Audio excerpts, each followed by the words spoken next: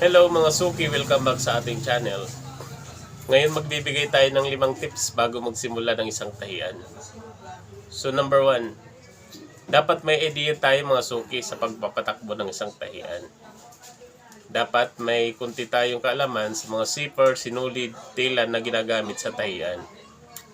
So number 2, maganda mga suki, magtanong-tanong na tayo o may kakilala tayo na pwede nating makunan ng makina.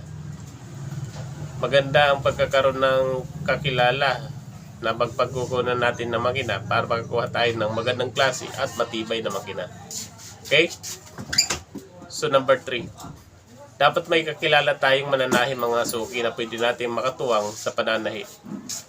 Para kung sakaling dumami man yung ating tanggap, hindi tayo mapre-pressure sa mga tahiin. Okay? So number 4, dapat alam natin kung saan tayo makakakuha ng mga murang tela mga suki. Napakalaga to mga suki na may alam tayo kung saan makakabili ng mga murang tela para makapatipid tayo at makadagdag sa ating puhunan. Okay? So number 5, dapat alam natin mga suki kung anong uri ng tahi ang ating tatahiin. Kung saan ba tayo nabibilang, kung sa alteration ba tayo, ready-made, uniform, o mga bedsheet curtains. Dapat alam natin ang ating target na mga customer.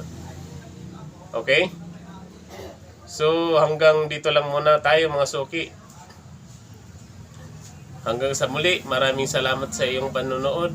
Sana'y nakapagbahagi na tayo ng konting ideya sa ating mga viewers at subscriber. Maraming salamat ulit. God bless sa inyong lahat.